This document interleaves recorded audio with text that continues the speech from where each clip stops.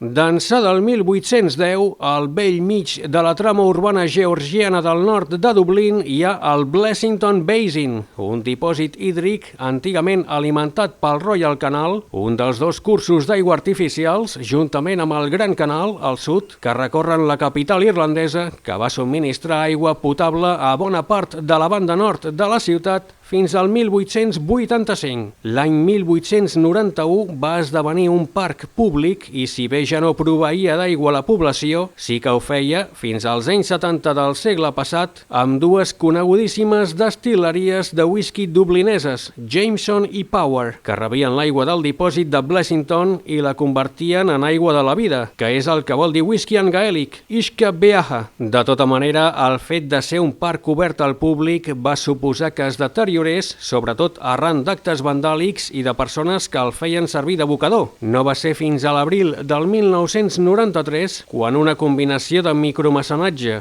tant de persones com d'empreses, de donacions de material, així com de la feina d'alguns aprenents de manobra inscrits en cursos de formació al servei d'ocupació, que el parc va començar a recuperar la glòria d'antany, essent inaugurat el 4 de novembre del 1994. Actualment, el Blessington Basin és com un jardí secret al cor de la ciutat, només a 10 minuts d'O'Connell Street, ideal per a l'esbarjo dels veïns de la zona que hi van a caminar, a fer esport, a passejar el gos i a donar menjar a la fauna, dominada pels ànecs i els cignes. Amb tot, sembla que l'únic plat que hi ha al menú, el pa, no és gaire bo per als ocells, malgrat que els responsables del parc ja han desistit i es limiten a donar instruccions, recordant, vejam si hi ha sort, que haurien de menjar uns altres aliments i demanant moderació en cas que sigui pa, perquè és veure algú llançant-ne i... Com hi van, tu? Pel que fa a la zona aquàtica, de forma rectangular i que ocupa el gros del parc, hi ha una illa central que permet a ànecs i cignes d'allunyar-se dels visitants humans i dels gossos. També hi ha uns jets o sortidors que ejecten l'aigua de manera circular,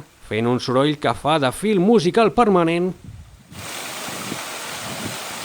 i que trenca el silenci de la zona, atès que el parc està envoltat de cases i l'únic carrer amb cotxes que hi ha a prop, el Blessington Street, no té sortida i el trànsit hi és mínim. I fora de l'aigua hi ha una zona de pícnic amb unes taules amb vistes i l'antiga caseta del guarda, un cottage d'estil Tudor construït el 1811 i que, segons expliquen les cròniques, va ser convertit en xivint, un pub il·legal, pel seu primer ocupant, William Ferguson, que volia guanyar uns calarons extra per complementar el seu salari, malgrat que en aquella època a Dublín hi havia un alt nombre de pubs, tavernes i botigues del ram. Això va obligar l'autoritat municipal a incloure una clàusula per a les futures convocatòries per a la feina de guarda, prohibint la venda de begudes alcohòliques al cottage. També hi ha una placa recordant que al Blessington Basin apareix mencionat a Ulisses, l'obra de James Joyce que detalla el perible de Leopold Bloom per Dublín i rodalia el 16 de juny del 1904. I com no podia ser de cap altra manera per a un lloc tan icònic de la zona, el projecte Dublin Canvas, que posa art i color a les tristes i grises caixes de regulació semafòrica, n'hi ha dedicat una a l'inici de Blessington Street, amb una vella sirena nedant plàcidament, tot i que l'única cosa que l'IFI TV ha pogut veure nedant al dipòsit d'aigua, que no fossin ànecs o cignes,